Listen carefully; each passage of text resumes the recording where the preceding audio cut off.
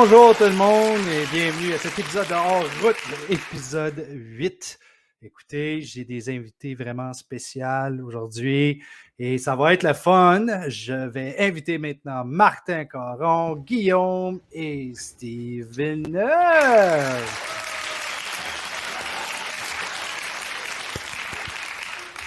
Hey gang, on a besoin de savoir qui vous êtes. Alors Martin, tu vas me le dire exactement, OK, qui t'es et qu'est-ce que tu fais dans la vie, mais tu vas le faire comme Reagan le ferait dans L'Exorciste.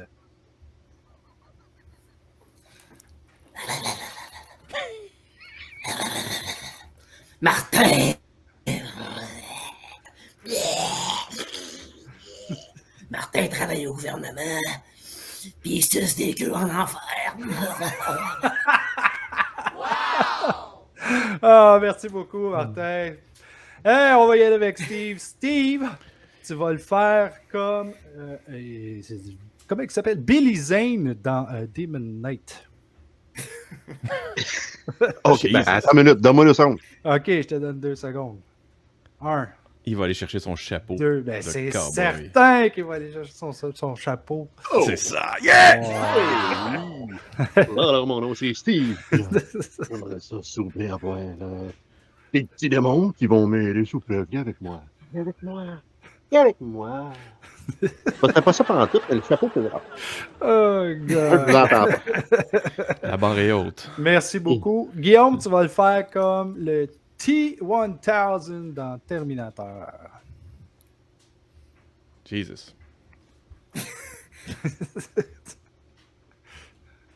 Je veux tes bottes, tes vêtements et ta moto. Parce que je m'appelle Guillaume. Bonne réponse! Bonne réponse! Félicitations! Hey, on y va maintenant avec les questions. En passant, de je tiens à l'enfer. spécifier. Ouais! C'est cool parce que mon nom, c'est le chevalier en plus, ça fait au bout. Ben oui! Je tiens à spécifier que mon sens de l'humour ce soir est fueled par Wild Turkey 101. Fait que si je suis drôle, c'est grâce à eux, puis si je suis pas drôle, c'est de leur faute.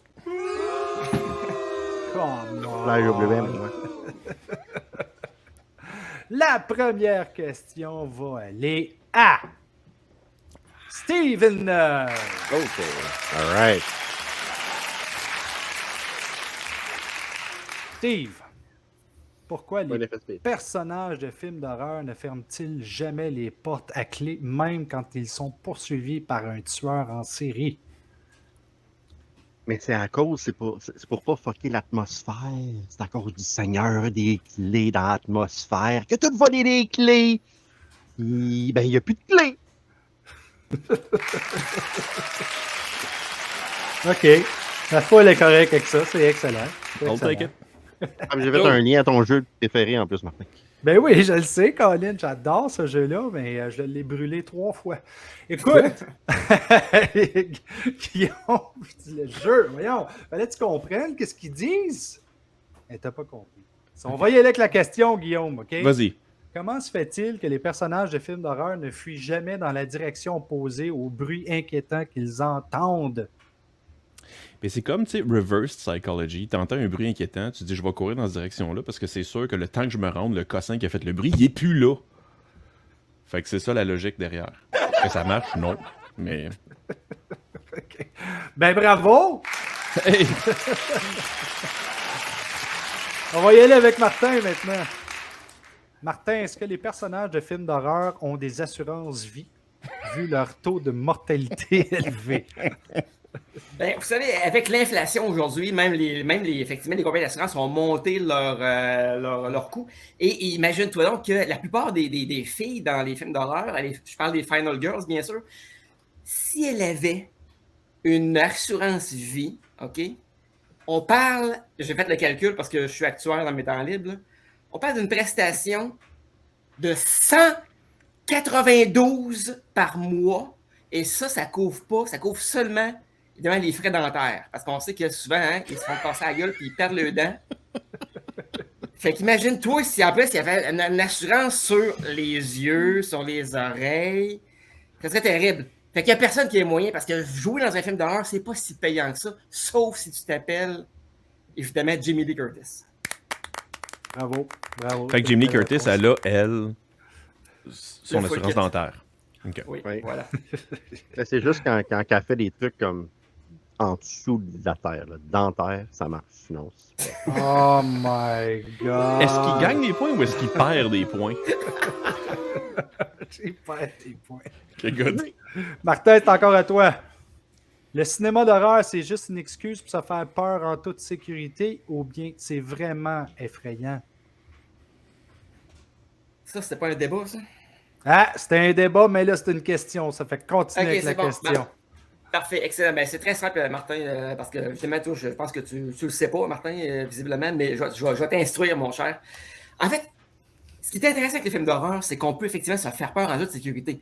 L'avantage d'une salle obscure, hein, c'est qu'on est plonge, on est dans l'atmosphère, on a peur, mais on sait très bien qu'il n'y a personne qui va nous tuer dans la salle de cinéma, sauf si on écoute Demons, évidemment, là, de Lamberto Bavo. Là, à ce moment-là, on est dans l'arbre. Mais sinon, ou encore Angoisse aussi, là, qui se passait dans un film, dans un cinéma, mais finalement, écoute, le film d'horreur, on n'est pas si en sécurité que ça, je pense à ça. J'étais Une chance, t'as pas un débat parce que fait longtemps que t'aurais passé ton temps. j'étais convaincu que tu allais dire l'avantage d'une salle obscure, c'est que tu peux pogner les cuisses à Martin à côté de toi, puis personne ne te voit faire. Même Comme, Martin, oh, tu un vas pas petit faire. M&M, oh, un petit M&M, oh. Ou un grain de popcorn pas éclos. tu sais. Franchement. Hey, Guillaume, ça va être à toi. Comment se Vas-y. fait-il que les personnages de films d'horreur ne pensent jamais à se munir d'une arme de défense avant de s'aventurer dans un lieu sinistre? Mais c'est pas vrai, ça? OK, explique. Ben, ils pensent assez régulièrement. J'ai vu plein de monde prendre des battes de baseball, puis des couteaux pour se défendre. Ben, ça marche pas tout le temps, puis généralement, ils en meurent, mais non. That's a trick question, parce que c'est pas vrai. Oui. Effectivement, écoute, c'est une bonne réponse. Franchement, félicitations. Pourquoi les personnages, Steve, de films d'horreur ne font-ils jamais appel à la police ou à un service d'urgence quand ils sont tout de suite en danger? Ben, premièrement, c'est parce que le téléphone ne fonctionne jamais. Deuxièmement, les polices, ils vont pas les croire. Tu sais, c'est comme, non, il n'y a pas de fantôme chez vous. Non, il n'y a pas de méchant. Ou le policier est en train de manger des donuts, des beignes quelque part. Fait qu'en fait, même si tes appels, ça sert à rien dans les films d'horreur. Fait que tant qu'à ça, tant qu'à perdre 1 minute au téléphone, t'es mieux de courir. Bravo. C'est une bonne réponse. Sur ça, je vais devoir noter le meilleur concurrent pour la catégorie de questions de l'enfer. Le gagnant est Martin Caron. Félicitations, Martin. Félicitations. Tu te mérites des griffes de loup-garou que je vais t'envoyer par FedEx durant le temps des fêtes. Donc, tu vas probablement l'avoir en 2024. Yeah, mon rêve est enfin atteint. On y va maintenant avec les Recevoir du actions. courrier, tu veux dire? C'est ton rêve? OK. Ben, My spécifiquement God, avec c'est des en griffes retard, à ça. l'intérieur. Et je m'excuse, ça a pris le temps de computer, là. Oh, c'est boy. OK. L'autre qui ferme pas sa gueule de l'autre côté. Là. Ah, il va maintenant avec les actions terribles. Qui devrait commencer avec les actions terribles? Qui on va y aller avec Steve? Steve, Right. tu dois m'imiter les gémissements d'un zombie pendant 30 secondes. Vas-y.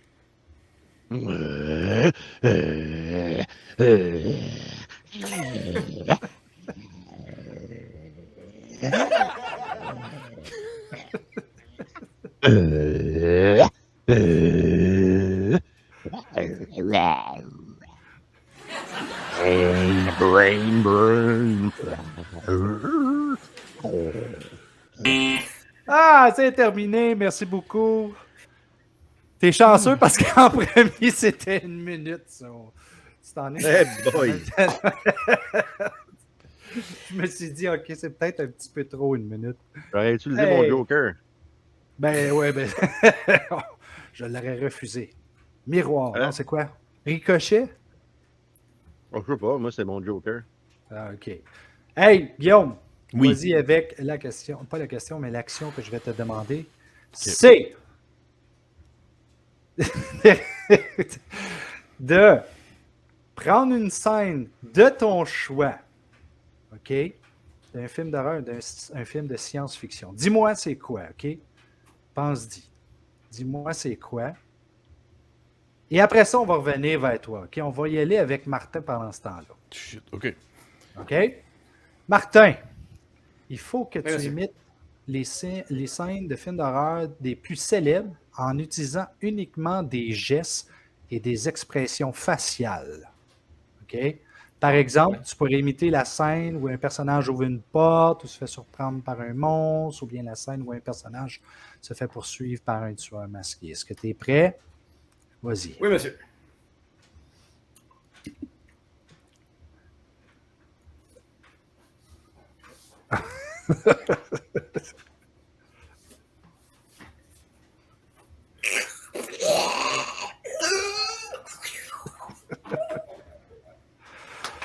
On va aller des petits applaudissements ici.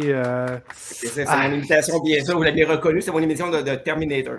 de Terminator. Effectivement. C'est quand même James Cameron. Ça. En fait, non, c'est pas vrai. Vas-y. Je suis un peu embêté parce que je m'en allais exactement avec cette scène-là. Ben non! Fait qu'à la place, je vais y aller avec la scène dans The Thing où Kurt Russell joue aux échecs contre un ordi. OK. Il faut que tu le fasses en chantant.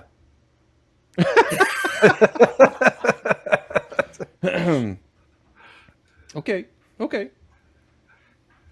Jesus, c'est une minute, là. Rook to whatever that place is. And then checkmate. Oh no! Pouring my whiskey on my computer. You cheating bitch.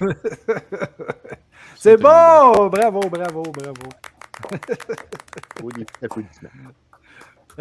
Guillaume, on va refaire la question avec toi. Ça va être une question différente. Je veux que tu fasses l'imitation d'un personnage célèbre de film d'horreur et ça doit être soit Freddy Krueger ou soit Jason Voorhees. Vas-y.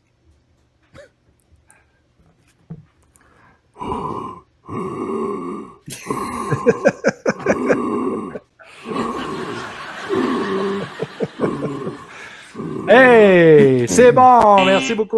On a quand même du temps là, à ça. Là. OK! Maintenant, Martin, tu vas me faire une critique de film d'horreur en utilisant des mots de vocabulaire tirés du dictionnaire. Ça va être sûr! Pas le droit de nomatopée. Griffes de la nuit.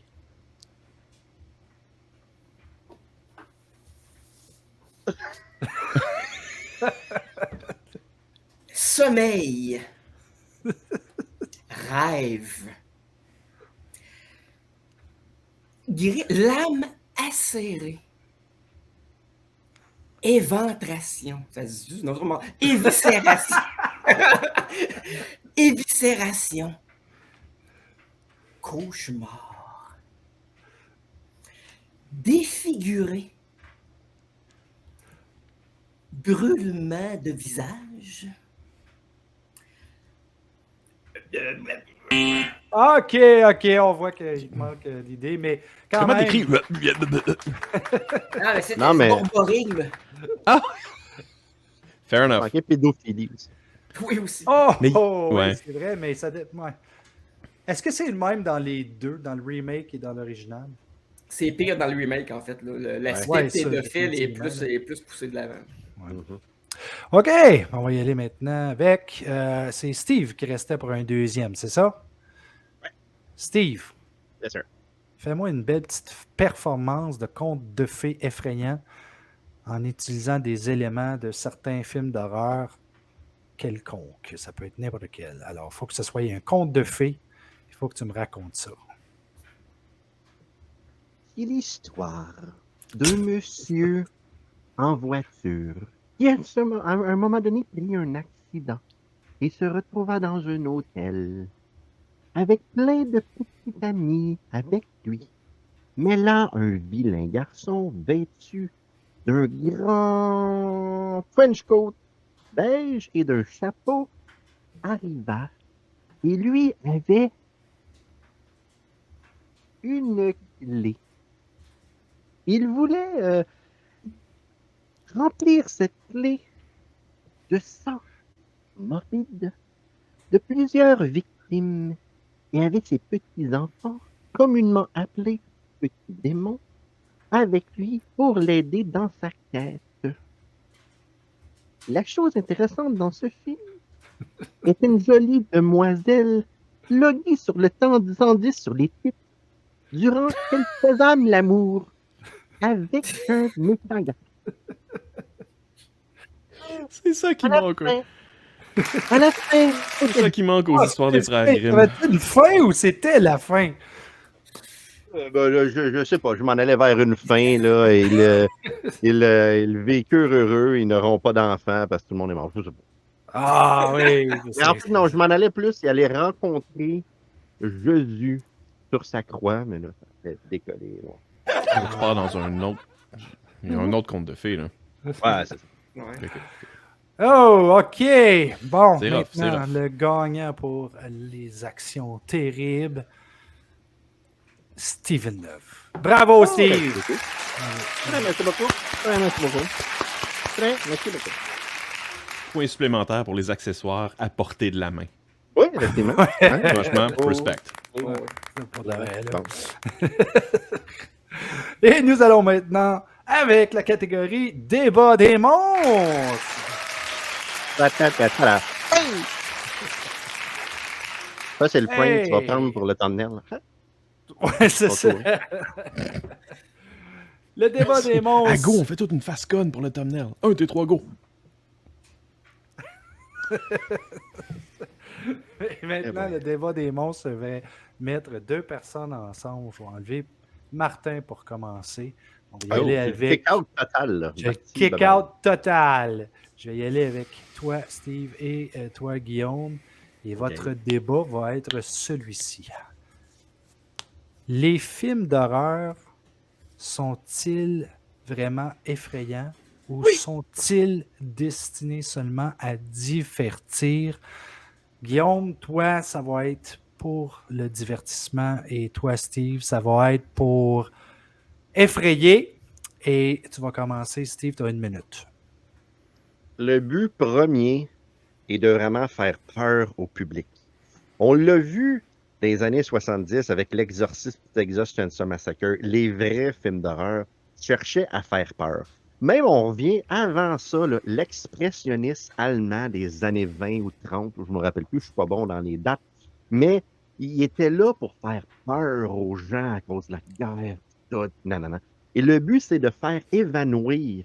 Même encore, là, il y a quelques semaines, Terrifier 2 a fait vomir des gens. Le but d'un cinéaste est vraiment d'amener son spectateur à avoir la sienne.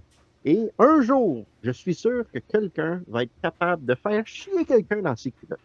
C'est déjà arrivé, mais la personne n'a pas voulu le dire. Mais le but d'un film d'horreur, c'est de foutre la sienne aux gens, des effrayés, pour que... Ah, c'est terminé. Merci beaucoup pour ta réponse. C'était excellent. Ouais, ta gueule, c'était bon quand même, là, tu sais. Jesus Christ.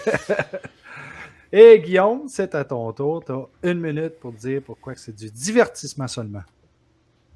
J'entends ton point, Steve, mais je suis pas du tout d'accord. Les films d'horreur sont là uniquement pour divertir parce que les gens sont viscéralement pissous en général. Donc, ils vont dans la salle pour faire semblant d'avoir peur. Ils savent que c'est un film. Quand tu vas voir un film d'horreur, la plupart, tu sais, t'en as parlé d'une couple là, qui ont été comme des films événements qui faisaient évanouir du monde. Ce n'est pas la totalité des films d'horreur. Et la plupart des films d'horreur que tu vas voir, les gens dans la salle rient, lancent du popcorn, applaudissent. C'est pas du tout effrayant. T'as une couple de « Ah! » Mais Après ça, ça rit. Tu sais, tu ris. T'as pas la chienne tant que ça, là. Il y a combien de monde réellement qui vont voir un film d'horreur en se disant Esti, j'ai envie de pas dormir pendant 3 semaines? Ça arrive pas. Les gens ont envie de rire, d'avoir peur sur le coup, puis après ça, ils disent ah, c'était cool, c'était divertissant, et ils continuent avec leur vie. Donc, fondamentalement, c'est ça un film d'horreur. La preuve, c'est que Martin a commencé à faire écouter des films d'horreur à sa fille quand elle était super jeune. Clairement, c'est pas épeurant, c'est divertissant. Ah, c'est terminé. On va faire quelque chose de différent. Mais moi, je vais ajouter Question. quelque chose. Le Qu'est-ce que premier film au monde qui a existé, c'était pour faire peur au monde. Ils ont essayé de faire écraser du monde par un train. C'est vrai. Donc, hey, t'es fini. Fini. Ton point compte pas, Steve. Mais moi, je suis d'accord avec toi. Mais, on va faire quelque chose de différent de l'autre épisode et je vais vous donner 1 minute pour argumenter ensemble. Go! Ouais, t'avais des bons points, Guillaume. Je suis quand même d'accord avec ce que tu as dit. Puis sinon, moi, je m'en allais dire, je vais probablement épuiser ce que j'avais à dire. Puis je suis d'accord avec toi, des fois, c'est le fun d'avoir peur. Et il y a quelques films, entre autres L'Exorciste, qui faisait sortir le monde. Mais L'Exorciste, c'est la scène d'hôpital qui faisait freaker le monde. C'est pas Ouais, vraiment. effectivement, c'était pas vraiment t'sais, quand elle puis je suis d'accord, moi aussi, ça me fait freaker. Là. OK, ça suffit. On amène Dans tes Martin. dents, Bruyère. Martin, tu vas être avec Steve, malheureusement. Et si ça peut te faire plaisir, je t'aime plus toi que Steve. C'était une blague. Je vous aime les deux de façon égale. Les films d'horreur doivent-ils être censurés ou est-ce qu'ils sont une forme d'expression artistique légitime? Martin, il faut que tu protèges la population de toute cette cochonnerie qui est l'horreur, le gore. Et Steve, il faut que tu en mettes épais en tabarnouche parce que toi, il ne faut pas que ça soit censuré. Et on commence avec Martin. 1 minute. Il est peut démontrer que la violence dans la société moderne est omniprésente, mesdames, messieurs. Et il y a certains divertissements qui corrompent les esprits des jeunes. Je pense notamment aux jeux vidéo. Je pense également au cinéma d'horreur, qui n'a que pour but de pervertir les esprits sains dans un corps sain. Regardez Martin Bruyère, par exemple. Hein? Un estime malade mental. Un instant. Vous voudriez pas l'avoir comme gendre, hein? Steve Villeneuve, il fait des documentaires dégueulasses, monsieur. Avec des images pas propres. Écoutez, regardez pas ça. Vous voulez pas que vos enfants fassent des cauchemars, se mettent à vouloir tuer le voisin. Oh! Ben, Plus c'est de ça. temps. Il faut... Interromps-moi donc. Ben, c'est ça que je viens de faire, Colin, j'ai pas le choix. C'est ça le temps. 1 minute. Mais maintenant, c'est à Steve. Puis Steve, t'as 1 minute pour te dire pourquoi que faut pas censurer.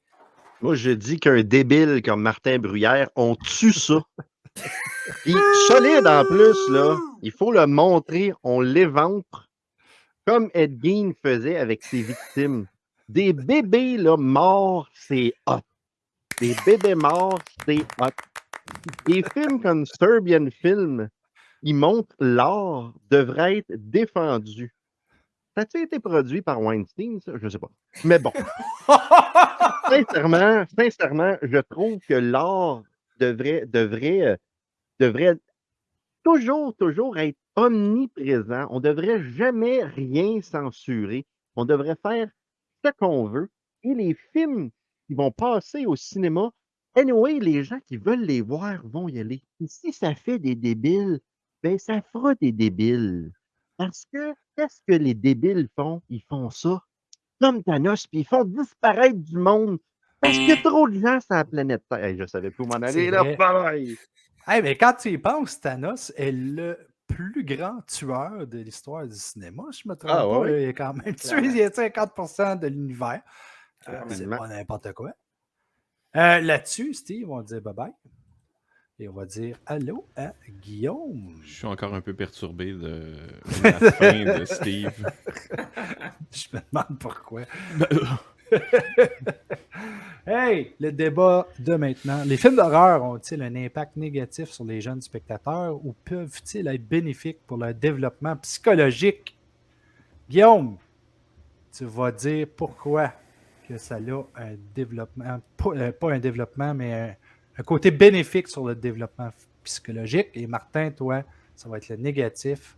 Guillaume, on commence avec toi, tu as 1 minute. C'est en fait super simple. Le côté horreur dans les histoires date d'il y a très longtemps, remonte aux contes et légendes des frères Grimm, etc. C'est à travers ces histoires-là qu'on apprend à affronter ses peurs et ses tabous, et c'est super important de le faire. Donc, l'impact est majoritairement positif. Maintenant, on ne parle pas des films de merde qui ont un impact négatif sur la population en général parce que c'est de la merde. C'est pas la même chose. Les vraies bonnes histoires d'horreur forment les gens à faire face à ça, à faire face aux monstruosités qu'il y a dans la vie réelle, et c'est super important de le faire. C'est la raison pour laquelle la plupart des enfants aiment ça, se raconter des histoires de peur, et pour laquelle les films plus connus pour enfants, les films sur lesquels les enfants trippent pour vrai, là, c'est souvent des films qui incluent des petits éléments de terreur dedans. Tu sais, les Goonies, les E.T., ça fait peur, hein, les Nightmare Before Christmas. T'écoutes ça, puis c'est comme... c'est un petit peu épeurant, mais juste assez pour dire « je suis game de le confronter », et ça t'aide à grandir en tant que jeune. Hey, t'avais-tu mis ton timer, quelque chose? Boom! J'ai regardé le timer en haut. Hein. Martin! Fight me, Mark. Écoute, moi j'ai beaucoup de respect pour Guillaume. J'ai eu la chance de travailler avec lui d'ailleurs dans un tournage d'un show d'Action TV, mais ça m'empêche pas de dire que tu dis n'importe quoi. OK? Parce que moi là, j'ai changé des couches d'un bébé, OK, quand il était petit. C'était un bébé, là. Mais là, j'ai pas envie de changer les couches, de donner les shorts de ma fille, ça chie de ça en écoutant des hosties films d'horreur. C'est assez clair, ça? Première des choses. Deuxièmement, les enfants sont fuckés aujourd'hui. Ils écoutent toutes sortes de styles de merde sur TikTok et des affaires de même. Penses-tu qu'en plus, il faudrait qu'ils regardent des films d'horreur où on voit du monde s'égorger? À quoi tu penses, ce style fou? J'arrête de dire, j'ai le goût de dire que j'arrête ça, là, mais non, j'ai un dernier argument. OK, parce qu'il me reste un peu de temps, fait que j'en profite jusqu'au bout. C'est que les enfants, leur esprit est malléable. Ah, ben, t'aurais pu juste finir avec ça. J'ai l'impression que t'avais autre chose à rajouter là-dessus. Mais, tu ne peux pas continuer, mais on va quand même rester avec vous autres. On va faire comme, OK, on va changer de bord. Oh! Oh! Si je suis où? Qu'est-ce qui se passe? Oh! J'ai trop bu! Alors, le nouveau débat, c'est... Oh! Les films d'horreur sont-ils trop violents ou est-ce qu'ils reflètent simplement la nature humaine? Oh, Guillaume, tu vas avoir la chance de dire que c'est trop violent. Et Martin, tu vas juste spécifier que c'est la nature humaine. That's it. Alors, Marc, tu commences. En fait, vous le savez, il y a des gens qui commettent des crimes atroces aujourd'hui, de nos jours, et ça depuis longtemps, en fait, hein, depuis que les tueurs en série existent, et ça existe depuis longtemps. Rappelez-vous de Jack the Ripper, il y a déjà de cela, mon Dieu, le cinéma n'existait même pas, en fait. Fait que, dans le fond, le cinéma, ce n'est qu'un reflet des maux qui perturbent les êtres humains depuis des millénaires. Et dans le fond, il n'y a rien de nouveau là-dedans. Est-ce que le cinéma est trop violent? Bien sûr que non, parce que ce n'est que le miroir de nos âmes noires. Wow! Merci, j'attendais ça.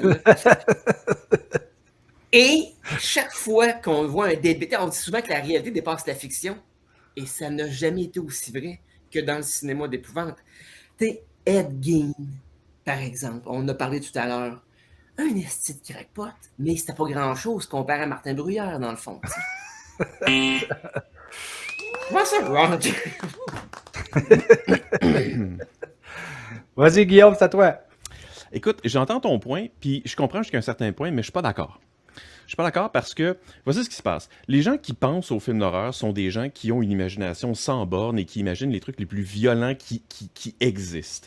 Maintenant, le public en général, tu sais, quand tu fais un film, tu investis des millions de dollars là-dedans ou des centaines de milliers de dollars à la limite si c'est un film vraiment indépendant, tu as besoin d'avoir un appeal au plus grand nombre de gens. Maintenant, mon argument, c'est pas que les films sont trop violents parce que les gens sont pas capables de le prendre. Mon argument, c'est si tu veux avoir un appeal au plus grand nombre de gens potentiels, faut que tu tombes dans un peu la violence que les plus crackpots sont capables d'imaginer pour être capable de les chercher ceux qui sont un petit peu plus de cette nature, mais qui doivent quand même payer pour aller voir le film. Maintenant, si le cinéma d'horreur est pour continuer à survivre, il faut que ça remplisse les salles, et ça veut dire qu'il faut, une fois de temps en temps, se tourner down pour que monsieur, madame, tout le monde, qui est un petit peu plus fragile dans son âme, s'assoit quand même dans la salle pour écouter le film. Ça donne des films qui sont un peu moins épeurants, mais au moins, on en a. Encore une fin parfaite. Félicitations. Franchement, le monde est très content de ça. Mais là, quand même, un petit peu plus content. Merci. Voilà. Merci beaucoup, gang. Guillaume, je t'enlève et je vais mettre Steve, Yes, sir. qui est probablement occupé avec autre chose en ce moment. Mais on y va quand même. Steve.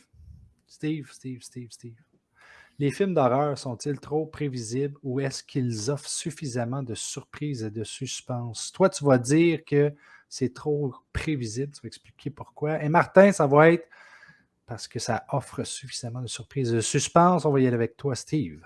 Vas-y.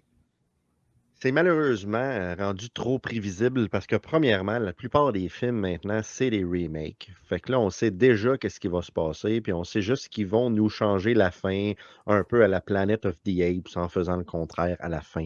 C'est toujours la même chose. Si dans un film d'horreur, tu prends de la drogue, tu as du sexe ou tu bois de l'alcool, tu meurs. C'est pas compliqué. Wes Craven l'a dit il y a 25 ans ou même 30 ans, je ne me rappelle plus trop quand. Et 25 ans, whatever. Et c'est ça. Donc, c'est tout le temps la même rengaine. Les gens sont plus capables d'être originaux. Donc, ça vient toujours pareil. C'est prévisible. Tu sais, dans le fond, c'est comme qu'est-ce que je vais dire. Les gens, là, c'est tout la même rengaine. Là. Ils ne sont pas capables d'être originaux. Tu sais, c'est vraiment prévisible. Tu sais, c'est comme qu'est-ce que je vais dire. C'est vraiment prévisible ce que je vais dire parce que les gens ne sont pas originaux. Fait qu'en bout de ligne, Franchement, les autres, ils l'ont compris en tabarnouche. Ah oui, mais tu sais. Merci beaucoup. Hey, Martin. Oui, absolument. Vas-y. Écoute, j'ai entendu mon adversaire débattre, mais je ne suis pas d'accord. Et je vais t'expliquer pourquoi. Alors, ça tire en 3 mots. Steven Spielberg, Jaws. Voilà. À l'époque, en 75, on n'avait jamais vu ça. Un film avec un requin qui mange du monde. Wow! Puis, voilà. Puis tout le monde a chié dans ses culottes. En fait, il n'y a plus personne qui allait se baigner. Et ça, c'est la preuve que le cinéma d'horreur peut être extrêmement créatif et faire peur aux gens avec des éléments inattendus. Et la preuve, encore une fois, je reviens avec Jaws, toujours un véritable chef-d'œuvre. Qu'est-ce que Spielberg fait dans ce film-là? Il ne nous montre pas le requin avant longtemps. Juste la petite musique, un petit aileron par-ci, puis tranquillement, pas vite, il nous amène à POUC! Le requin, il est là, il sort, puis les gars disent qu'on a besoin d'un plus gros bateau. Ah, et Steve nous montre ici une belle petite pièce de collection. c'est prévisible comme réponse. Franchement, voyons donc. Il y en a quand même qui sont d'accord. Là, ça, on va les laisser aller. Bart, on se revoit tantôt. Bye. Hey! Ça, Les deux confrères, c'est maintenant. les à deux vous chauves. Les deux chauves. Les deux Un, chauves. un combat de coco. Oh! Dans un film Hey. d'horreur, Guillaume et moi, on s'en va tout le temps, on se chauffe peu. Mais si on se fie à l'histoire du cinéma, on est tous les deux des vilains dans les films. Fait que... Même on est gentil. On est content. On est content. On est content. Mais félicitations, les gars. On va y aller avec le débat maintenant parce qu'on est dépassé le temps. Puis j'ai un chum qui n'aime pas ça quand ça dépasse le temps. So, on va y aller avec le dernier débat. Les Fight me, films Steve. d'horreur sont-ils trop sexistes ou est-ce qu'ils donnent aux femmes des rôles forts et intéressants?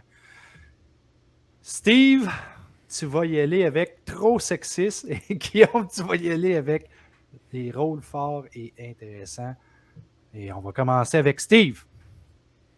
Comme Jennifer Lawrence le disait. Oh, tu pars fort. C'est quoi, faut que je dise, là? Martin J'avais Caron, juste il la joke de crampait début. bien raide. J'avais juste la joke de début. C'est trop sexiste, hein? Non? Trop Ouais, sexiste, moi? oui. Ouais? Oui. C'est vraiment trop sexiste. Parce que dans les films d'horreur, quand est-ce que tu vois des mamelons masculins en gros plan? Quand est-ce que tu vois la zouine de quelqu'un? Tu sais, Color of Night ou je sais pas trop quoi avec Bruce Willis. C'était pas un film d'horreur. Non, non, non, non, non, non. C'est toujours la femme qui est dénigrée dans un film. C'est la final girl. Y a-tu des final boys? Y a-tu des final men? Y a-tu des final petits gars? Non. Jamais. Jamais, jamais, jamais, jamais. Puis c'est toujours... Bruce Campbell. Il... Il a raison. Mais c'est le seul. C'est le seul quand tu y penses. Il n'y en a pas à pelleter, tu sais. Fait qu'en bout de ligne, la femme, là, je sais plus qu'est-ce que c'est dit. T'as dit Bruce Campbell, ça m'a complètement pas dit. Je pense Moi, qu'il J'ai sorti mon Joker. Boom! Ouais, c'est T'es ça, il y a- cassé, Steve! Parler n'y a du même plus film. besoin de faire son débat.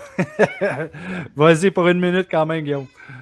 Ben écoute, non, je pense que les arguments ont déjà été lancés depuis longtemps. Là. Tu sais, je peux lancer les Ellen Ripley, je peux lancer les comment ça s'appelle, mais Linda Hamilton dans Terminator, je peux lancer. En fait, jusqu'à même récemment, on commence à avoir de plus en plus de femmes. Je peux pas dire de femmes fortes, je veux dire de personnages féminins qui ont. Même Isis est d'accord avec moi. Tu vois, Ouais, je sais. Personnages féminins qui ont ce torque-là qui, jadis, était réservé aux personnages masculins. Tu sais, The Hunt, qui a été fait récemment, holy crap, je m'excuse, mais elle torche des culs dans ce film-là, et c'est intéressant à voir. Et il y a personne qui fait « Ah, elle torche des culs pour une femme. » Elle torche des culs, point. Je m'en fous que ce soit une femme. Elle torche des culs, et c'est cool à voir. Et même, la vilaine, à la fin, t'as deux filles qui se battent, et c'est violent à fond, et c'est physique, et c'est pas comme « Ah, deux filles qui se battent. » Non, c'est deux personnages qui savent se battre, qui se tapent sa gueule, et qui s'éventrent l'une l'autre. Fait que, tu sais, le débat est, oui, jadis, c'était sexiste. Aujourd'hui, not so much. Bravo. Bravo. C'est pas tout le temps difficile de décider qui le remporte. C'est pas moi, fait que... On a juste... Et, Vu que Taï Caron, choisis Boivin. les Boivins qui gagnent, messieurs! Gagné par défaut parce que vous avez eu pitié de moi. Ben Colin, oui, c'est ah, ouais. c'est fin. Ah, très bonne réponse. Très bonne. Merci les gars d'avoir participé à cette émission de Hors Route. Anytime. J'aimerais choisir le grand gagnant de cette soirée. Et T'es le seul qui n'a pas été nommé, fait que c'est toi. moi! Hey! Merci. Et sur ce, on va se revoir dans le prochain épisode de Hors Route!